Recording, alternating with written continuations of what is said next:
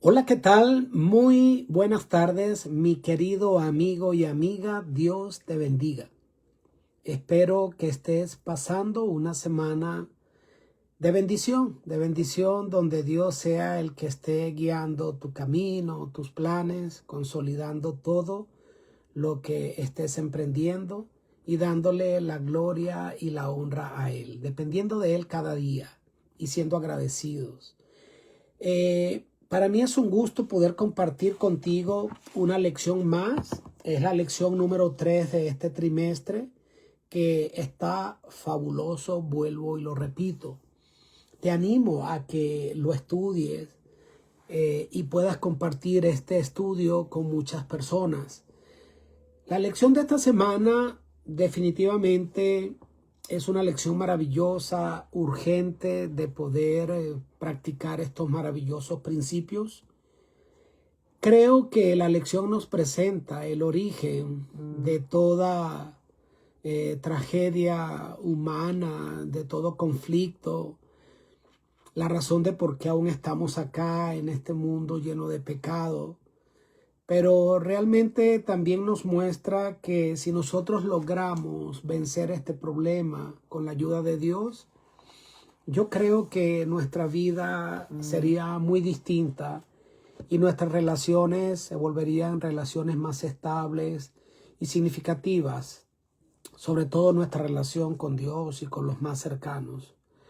Alguien dijo que ¿quién es nuestro prójimo? Bueno, nuestro próximo. Y los próximos están al lado nuestro, en casa, y por allí debe empezar cada cosa que podamos hacer o dejar de hacer en pro del beneficio de nuestros seres queridos, nuestros seres amados. Esta lección se titula Orgullo versus Humildad. Y allí se nos presenta un texto clave en el Evangelio según San Lucas, capítulo 14, versículo 11. Se nos presenta una verdad contundente. Dice el texto de la siguiente manera: el que se enaltece será humillado, y el que se humilla será enaltecido. El orgullo es un problema profundo que data de toda la vida del ser humano, de toda la historia humana y antes de que existiéramos nosotros acá en este mundo. Se define como la raíz de todo pecado. El problema es que admitirlo e identificarlo no siempre es fácil, pues es muy fácil identificarlo y verlo en otras personas, pero a veces es muy difícil nosotros poder reconocer que estamos sufriendo de este flagelo. Y la gran pregunta a responder es: ¿cuánto orgullo malsano hay en mí, en mi corazón? El orgullo es ese deseo de nosotros demostrar nuestro valor, eh, desprendiéndonos de el principio de valía, ¿no? La tabla de medición de valía que hay para con Dios. Porque definitivamente la Biblia declara cuán valiosos somos. Tan valiosos que pues hemos costado nada más y nada menos que la sangre preciosa del unigénito de Dios. Así que por supuesto que somos muy valiosos. Ser redimidos por el Rey de Reyes, el Rey del universo, Señor de señores, no es cosa pequeña. Ahora, el problema es que cuando considerar cuánto nosotros valemos, lo medimos desconectados de Dios, del ideal que Él tiene y de lo que Él ha hecho por nosotros, afecta todas nuestras relaciones. Me refiero a nuestras relaciones maritales, nuestras relaciones con nuestros hijos, familiares, nuestras relaciones en el ámbito laboral, en la empresa, el trabajo donde nos desempeñamos, en la iglesia y en medio de la sociedad. Ponte a imaginar cuántos conflictos nos ahorraríamos si el mundo se hubiese ahorrado Simplemente si no nos resistiéramos a humillarnos o a reconocer nuestro error, ¿cuántas guerras se habrían evitado o se estarían evitando hoy día o se estarían acabando el día de hoy si estuviéramos dispuestos a deponer nuestra posición a veces terca, innegociable, producto del orgullo que nosotros tenemos? En realidad, como ya lo dijimos, es la raíz de todo el caos de este mundo desde el principio y sigue siendo entonces uno de los mayores problemas o barreras espirituales que existe. Por eso la lección de esta semana es un llamado urgentísimo, diría yo, a que nosotros cultivemos la humildad, reconociendo nuestra dependencia y obediencia a Dios y aprendiendo a vivir en armonía, primero con Él, para luego poder vivir en armonía con nosotros mismos y con los demás. Luego de esta introducción, en la primera parte de esta lección, se titula Las opresivas garras del orgullo. Y de verdad que como te digo, es algo que una vez que te atrapa y estamos en las garras del orgullo, es muy difícil o es imposible con nuestras propias fuerzas zafarnos. Es una de las fuerzas más peligrosas en la vida espiritual. Porque es que no es solo una actitud o una situación externa, y esto es lo que lo hace peor porque se trata de una condición del corazón, un tema que está arraigado en nuestra alma, en nuestros pensamientos, en nuestra mente, donde nos sentimos superiores a los demás y a veces hasta superiores a Dios. Entonces la Biblia muestra que el origen del orgullo, bueno, es un misterio, ¿cierto? No lo podemos explicar, pero la Biblia nos presenta en el libro de Isaías, por ejemplo, 14, versículos 12 al 14, el origen del orgullo. Cómo surge de una manera que no podemos explicar el orgullo en un corazón perfecto, en un ser perfecto llamado Lucifer, ángel de luz, que Dios lo crea, lo colma de favores, perfecto en todo lo que él era y hacía, y sin embargo surge en su espíritu, en su corazón, este sentimiento tan terrible del orgullo, donde él se quiso exaltar y colocarse por encima de Dios a pesar de su posición privilegiada, muy en contraste la actitud de él con la actitud de Cristo, que detalla por ejemplo Filipenses 2, 5 al 11, quien estuvo dispuesto a humillarse hasta lo sumo. Vemos un contraste allí muy marcado. Además, allí en la epístola de Juan, Juan 2, capítulo 2, versículos del 15 al 17, se nos advierte tres expresiones del orgullo. Dice, se manifiesta a través de los deseos de la carne, de los deseos de los ojos y la vanagloria de la vida. Y estas son garras que atrapan al ser humano y que definitivamente nos alejan de Dios. Sin embargo, es importante entender el equilibrio que debe existir frente al tema del orgullo, porque como dijimos hace un momento, por supuesto que somos valiosos delante del Señor. No todo orgullo es malo. Es decir, es tan importante que nosotros pues entendamos cuán valiosos somos, que nos amemos a nosotros mismos para poder después amar a los demás, porque dice la Biblia que debemos amar a nuestro prójimo como a nosotros mismos. Si nosotros no nos amamos, no nos apreciamos, no sentimos que somos personas de valor, ¿cómo vamos a darle valor a las demás personas? Entonces, ¿por qué somos tan valiosos? Bueno, porque somos hijos de Dios.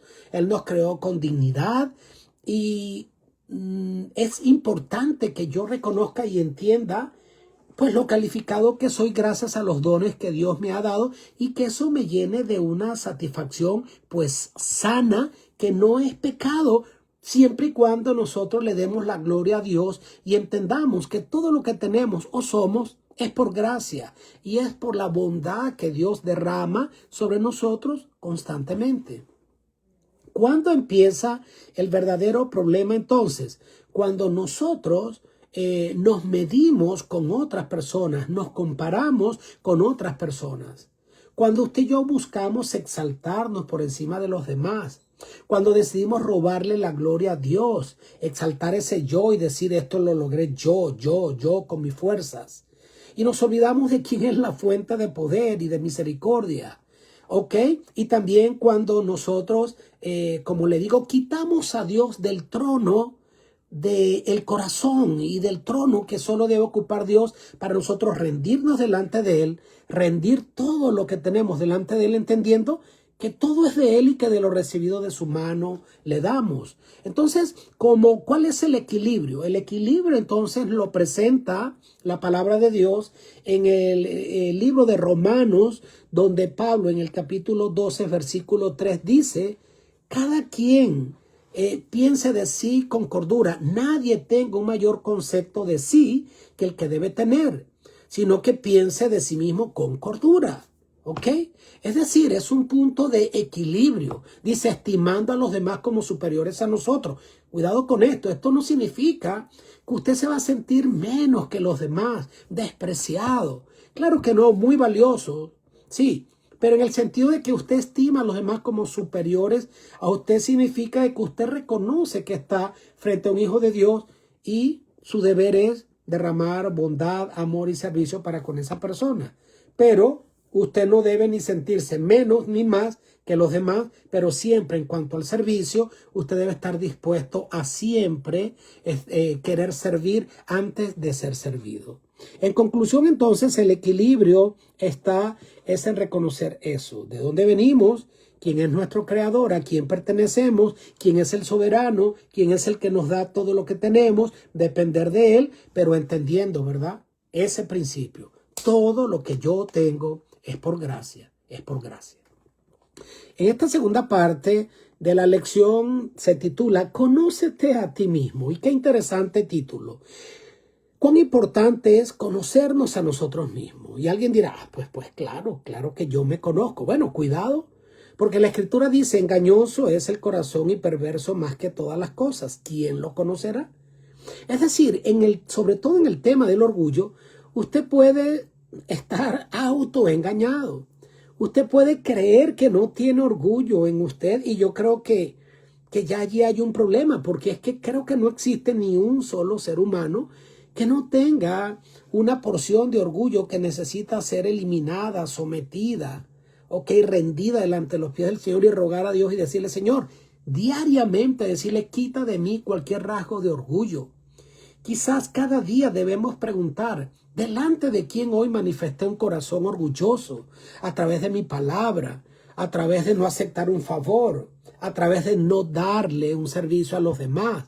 Cada día nosotros nos confrontamos con un momento en el que probablemente somos víctimas del orgullo malsano, donde nos herimos a nosotros mismos y herimos a los demás. Entonces en el Evangelio de Lucas 18, 9 al 14, se presenta esta famosa historia de dos hombres que entran al templo. Y uno dice, Señor, yo te doy gracias por lo que soy, porque yo ayuno todos los días y porque yo doy diezmos y ofrendas. Y él empieza en su oración a colocar delante de Dios sus atributos, todas esas obras. Y decía, gracias incluso porque no soy como este publicano que está a mi lado. Imagínate tú. En cambio, dice el registro bíblico que el otro hombre, sin atreverse a levantar su cabeza, decía, Señor, golpeándose el corazón, el pecho, decía, ten piedad de mí que soy pecador. Ten piedad de mí, Señor, que soy pecador. Y luego dice allí, ¿cuál de estos dos hombres salió justificado? Evidentemente aquel que aceptaba su indignidad, que iba a la fuente donde él podía ser restaurado y perdonado, y este hombre salió entonces justificado, ¿ok? Entonces aquí la lección es clara. El mayor peligro es cuando nosotros nos concentramos en nosotros mismos o miramos a los demás. Mirando a los demás, sería muy fácil sentir que no somos tan malos, que somos incluso buenos, que somos mejores que los demás. Es fácil aparentar incluso humildad o compararnos con otras personas desde el punto de vista, cuidado con esto, no solo cuando tú tienes, sino incluso cuando piensas que el que tiene es un orgulloso y el que no tiene, ese sí es humilde. No, no, tampoco es así. Porque la humildad no tiene que ver nada, no tiene que ver con el hecho de estar mal vestido, de ser un sufrido. La Biblia dice claramente, a los pobres siempre los tendrán ustedes con vosotros, pero eso no significa que Dios a ti te ha declarado de que tú toda la vida tienes que vivir en pobreza y en dependencia de los demás. Sí, porque Dios es un Dios que te quiere bendecir en todas las cosas. Ahora, cuidado, porque puede haber un concepto equivocado de lo que es el orgullo o la humildad. Porque a veces podemos conseguir más orgullo en una persona que, pues, financieramente están sus finanzas muy deprimidas, y cuidado porque pudiera haber más orgullo en este corazón que en el corazón de alguien que tiene mucha bonanza financiera. Entonces así no es como nosotros lo podemos medir. Por eso, en este sentido, es uno de los pecados que cualquier pecado no nos corresponde a nosotros señalarlo, sino a Dios. El juicio corresponde a Dios, pero sobre todo en este tema de orgullo, más todavía, porque yo no conozco ni siquiera mi propio corazón. Entonces, mucho menos yo no puedo pensar y tildar a una persona de si este es orgulloso o es humilde. Es muy difícil entonces verlo.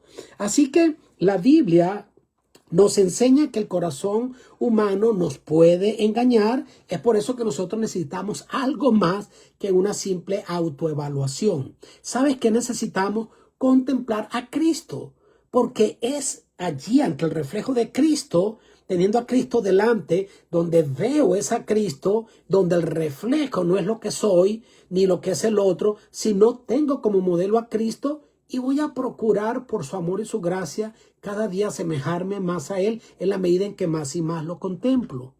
Entonces, así es como yo voy a poder realmente frente a Cristo ver lo inmenso de mi pecaminosidad, ver cuánto me falta, pero también ver el poder y el amor transformador que hay en la cruz, en los méritos de Cristo y en la acción del Espíritu Santo, que tiene poder y quiere convertirme en una nueva criatura. Como dice la primera epístola de Juan, primera de Juan 1:9, dice que cuando reconocemos nuestra condición y confesamos entonces nuestros pecados, nosotros somos limpiados de toda maldad, ¿verdad?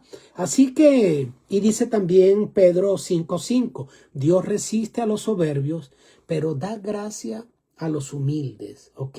Vuelvo y repito, no necesariamente humildes financieramente, no, a los humildes de corazón. Así que en conclusión, todo se trata de que concentrarnos en nosotros mismos no debe ser, no nos debemos mirar a nosotros mismos, sino todo contemplarlo a la luz de Dios y de su palabra. Pues solo quien comienza con reconocer, primero que nada, su necesidad, es el que va a buscar la solución y va a experimentar la gracia divina. Por eso nuestra oración cada día debe ser: Señor, examíname, muéstrame mi corazón y enséñame a depender de ti, como oró David. Escudriñame, por favor, y mira tú si hay en mi camino de iniquidad.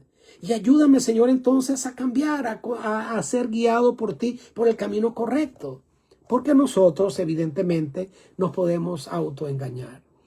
El día siguiente, la tercera parte, el día martes, nos presenta el ejemplo de un hombre, pues, maravilloso como lo fue Moisés, catalogado por la palabra de Dios como el hombre más humilde que ha existido. Y en Moisés vemos un poderoso ejemplo de cómo Dios es capaz de transformar el corazón, ¿sí? Cuando nosotros vemos la historia de Moisés y sabemos que pues él fue tomado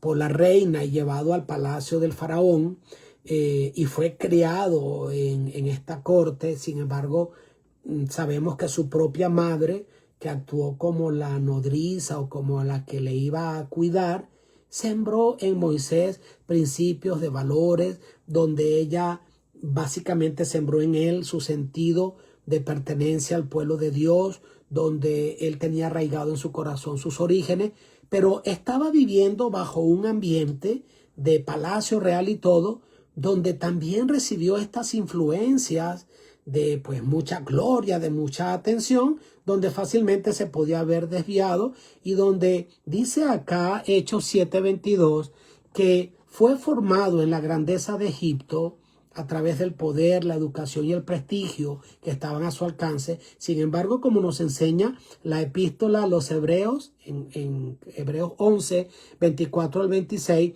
allí dice, Moisés rechazó, ¿ok? Todo esto para identificarse con el pueblo de Dios, mirando más allá de lo temporal, mirando hacia lo eterno. Sin embargo, aunque él tenía una base sólida de un espíritu humilde, sabemos que evidentemente tenía también rasgos de un carácter orgulloso o violento que le pasó factura. Sabemos lo que ocurrió con él. Él comete un asesinato. Él entonces es impulsivo, porque a veces el mismo orgullo te lleva a actuar de manera impulsiva. Y Dios lo tuvo que tratar. Dios tuvo que tratar a este hombre durante 40 años en el desierto para que Moisés pudiera aprender a ser completamente humilde. Y fue allí en el desierto donde Moisés aprendió a depender constantemente de Dios. Fue allí donde su orgullo fue quebrantado y nació la verdadera humildad en el corazón de Moisés. Es por eso que la Biblia declara en el libro de los Números 12:3 que Moisés fue el hombre más manso que existió sobre la tierra, ¿ok? Y como les digo, no siempre fue así, pero sí llegó a serlo porque él permitió que Dios con su poder lo fuera transformando. Así que la humildad no es inherente en nosotros. Lo que es inherente en nosotros es el orgullo. Sí, desde que nacemos. Y usted dirá, bueno, ¿cómo un bebé recién nacido es orgulloso? Sí, hay orgullo allí arraigado, o que se puede catalogar o definir como egocentrismo. En un niño de meses hay egocentrismo y usted lo ve. Cuando el niño no se quiere comer la compota o su tetero y no quiere, pero basta con que el padre lo tome y se lo quiera dar a otro bebé que está cerca y ahí sí él lo agarra y se lo toma, ¿ves? Entonces, ¿por qué? Porque hay eso, todos nacemos y venimos con eso. Venimos dañados de fábrica. Venimos allí con el egocentrismo en nosotros, que cuando somos niños no lo escondemos, lo expresamos de una manera abierta y clara.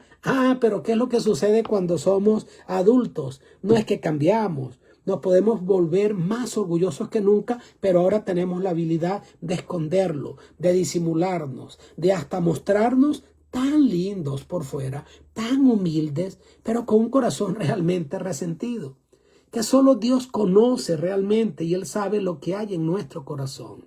Así que esa es la manera de cómo hemos venido, pero no tenemos por qué mantenernos así, sino que podemos permitir que Dios, con el Espíritu Santo y teniendo como modelo a Cristo, vaya trabajando en nosotros para que vayamos siendo transformados, como lo fue transformado progresivamente Moisés hasta depender pues completamente de Dios. Y sin embargo después tuvo su momento cuando golpeó la roca un par de veces, cuando Dios le dijo solo una vez. Allí pudo haber salido de nuevo al exterior y manifestarse un acto de orgullo. ¿Ok? Sin embargo, vemos que este hombre fue preparado para soportar todas estas luchas con un pueblo malagradecido, o cuando Dios, después de haber soportado a este pueblo durante 40 años, estando ya allí en la entrada de Canaán, Dios le dice, sube al monte porque desde allí vas a mirar la tierra, pero no vas a entrar a poseerla. Este hombre pudo haber dicho, pero ¿por qué, Señor? Yo me lo merezco. Yo me merezco eso. El problema del orgullo surge cuando usted simplemente cree que usted se merece algo. Cuando usted no entiende que todo es por gracia. Moisés se pudiera haber enorgullecido y haberse enemistado con Dios y haber reclamado y le hubiera dicho, yo me lo merezco. Pero no, él aceptó.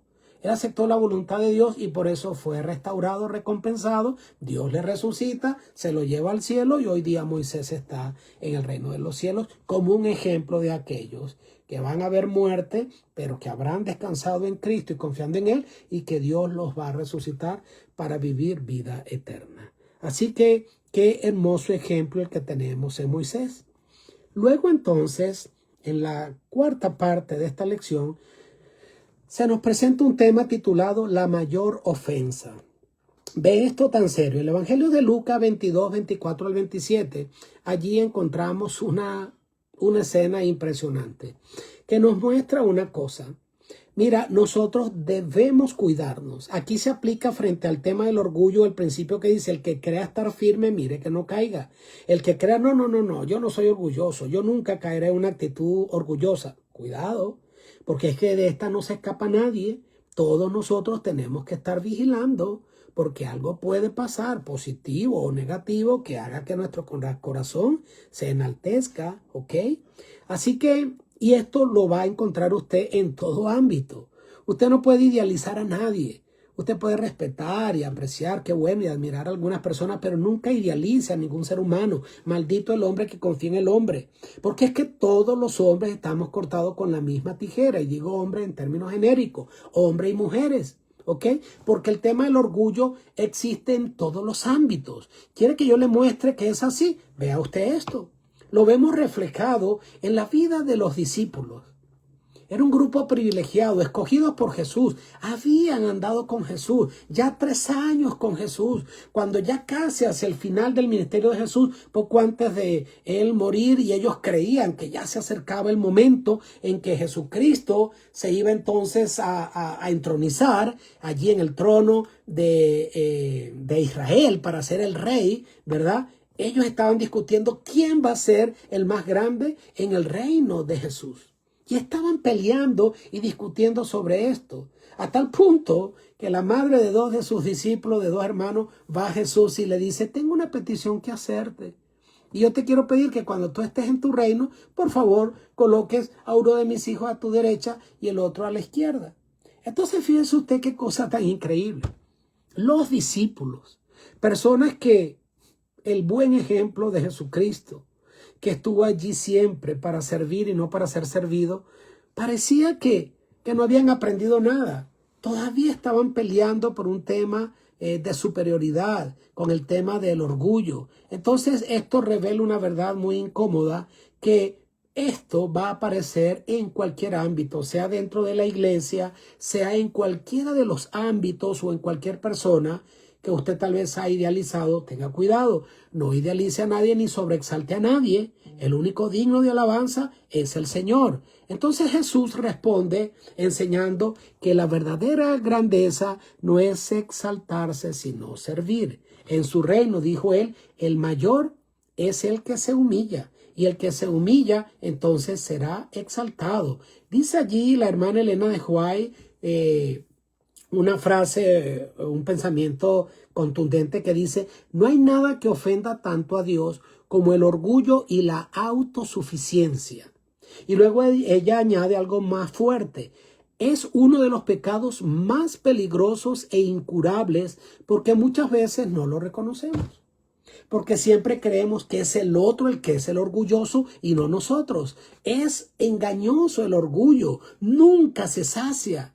Y eso tú lo ves allí, lo ves en Lucifer. Era un ser privilegiado, era un arcángel, jefe de millares y millares de ángeles. ¿Ok? Estaba ya ocupando un lugar de privilegio que después de Cristo prácticamente estaba él, y sin embargo no se conformó. Quería más, quería ocupar el lugar de Dios. Y lo vemos en el caso de Adán y Eva. Estaban llenos de privilegio. Son colocados en el huerto del Edén. Y Dios le dice, lo colocó en el Edén para que él se señoreara en todo el mundo creado. Iba a ser allí el jefe de todo el mundo, puesto por Dios, obviamente, sirviendo a Dios. Pero Dios lo colocó para que señoreara sobre todo el mundo creado. Esa creación recién salía de las manos de Dios. Qué gran privilegio el que tenía. Y sin embargo, su corazón se enalteció. Cae bajo las garras del engaño, del orgullo y de lo que Satanás le dice. Es que Dios es un egoísta. Él no quiere que tú crezcas y que llegues a ser como Él. Por eso te ha limitado. Y ellos, producto de dejarse llevar por este sentimiento de orgullo, sabemos que no se saciaron con el privilegio que tenían, sino que quisieron más.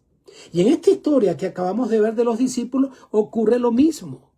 Los discípulos eran, pues, si se quiere, ese grupo selecto, los escogidos, Luego se habla de los 70, que también eran como discípulos de Jesús y de muchas otras personas que siguieron y sirvieron a Jesús. Pero los 12 discípulos eran sus acompañantes más fieles, ¿ok?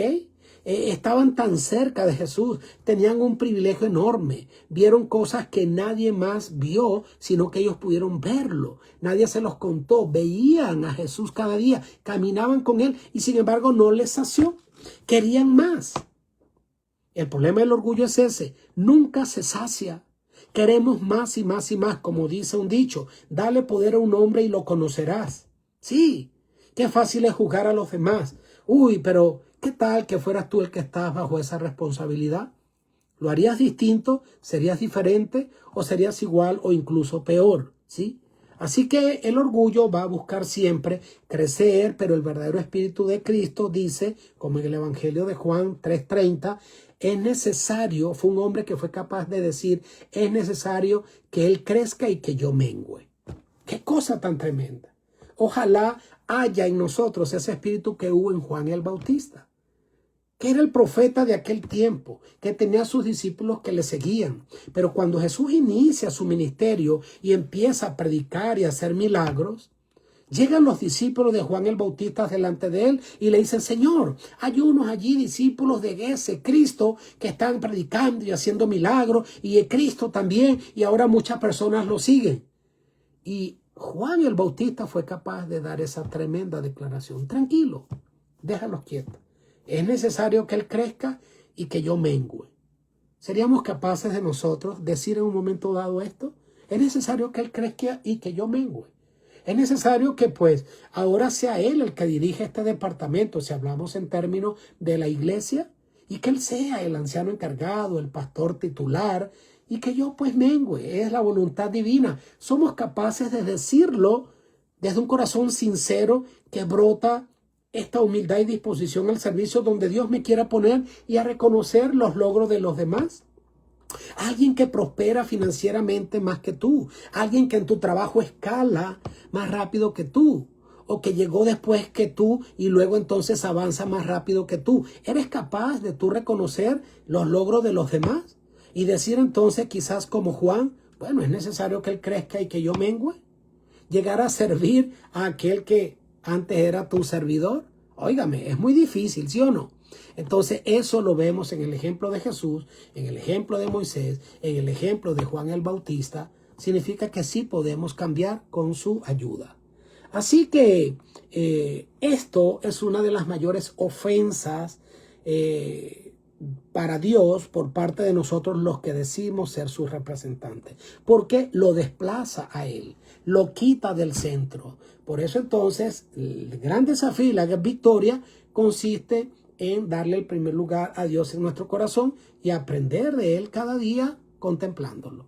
Ya casi llegamos al final de esta lección maravillosa. Me parece estupenda esta lección, urgente, necesaria. ¿Cómo lo logro entonces?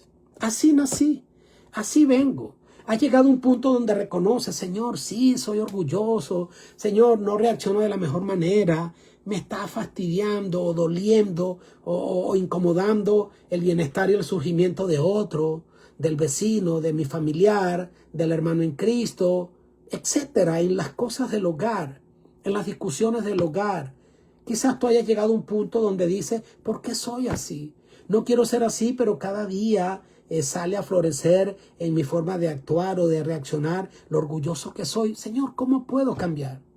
Y entonces allí en el día jueves se nos presenta la receta. Dice, puestos los ojos en Jesús, fijando los ojos en Jesús. Como dice, puestos los ojos en Jesús, el autor y el consumador de todo esto que ocurre en nuestra vida, de nuestra fe. El que nos va perfeccionando, el que comienza la buena obra y la va perfeccionando hasta el final de los días. ¿Sí? Como dice el canto ese que cantamos en la iglesia, fija los ojos en Cristo tan lleno de gracia y amor. Y lo terrenal sin valor será a la luz de nuestro Señor Jesús. Solo estando delante de su presencia, nosotros podremos actuar como siervos del Altísimo, mi querido. Por eso que es que dice que en Lucas 22:27 declara y da una frase revolucionaria. Yo estoy entre vosotros como el que sirve. Él es el maestro, el que merecía toda la honra y la gloria. Estuvo dispuesto a colocarse la toalla que es la cintura y a arrodillarse y lavarle los pies a sus discípulos como un gesto de amor y de humildad tan grande. Ese Rey del universo que estuvo dispuesto a todo, que fue el modelo perfecto a seguir. ¿Ok? El mayor modelo de grandeza es cuando encontramos a alguien que puede ocupar una posición tan alta y que está dispuesto a servir. Es el mayor acto, manifestación de grandeza. La epístola a los Filipenses, capítulo 2, 3 al 8, nos enseña que hagamos todo para agradar a Dios, como para con Dios, que no hagamos nada por vanagloria, por egoísmo, sino con humildad, considerando a los demás como superiores, siguiendo el ejemplo de Cristo, quien se humilló hasta lo sumo, hasta la muerte y muerte de cruz. Y esa es la clave. Fijar los ojos en Jesús, que es el único que está lleno de gracia y de amor. Entonces nosotros, la lección de esta semana no es una invitación a que tú luches contra el orgullo, porque vas a salir derrotado, vencido. Nunca vas a lograr ganar esta batalla contra el orgullo. El desafío aquí es a contemplar a Cristo, el modelo perfecto, y en la medida en que más le contemples, Él va a hacer en ti una transformación y operar un milagro donde vamos a ir siendo transformados de gloria en gloria hasta que lleguemos a ser semejantes a Él. ¿Ok? Así que el orgullo debemos simplemente rendirlo, reconocerlo primero, rendirlo delante de Dios y poco a poco y progresivamente a aprender a vivir como Él. ¿Cómo fue Él? Bueno, ya tú lo sabes. Es el modelo perfecto. Tan grande nuestro Señor, pero que estuvo dispuesto a humillarse hasta lo sumo. Es seguir, que haya pues en vosotros el mismo sentir que hubo en Cristo Jesús, aquel que no escatimó ser igual a Dios, sino que decidió humanarse, aquel que siendo rico se hizo pobre para que nosotros por medio de su pobreza fuésemos enriquecidos. Aquel que por amor a nosotros vino a esta tierra y dice, las zorras tienen cueva, las aves tienen nido, mas el Hijo de Dios no tiene ni dónde recostar su cabeza. No es una apología a que Dios está en contra de que tú vivas bien, duermas en una cama cómoda, tengas una linda casa. No, pero por encima de todo ello debe estar primero el servir a Dios. Y eso fue lo que Jesús tuvo siempre en mente.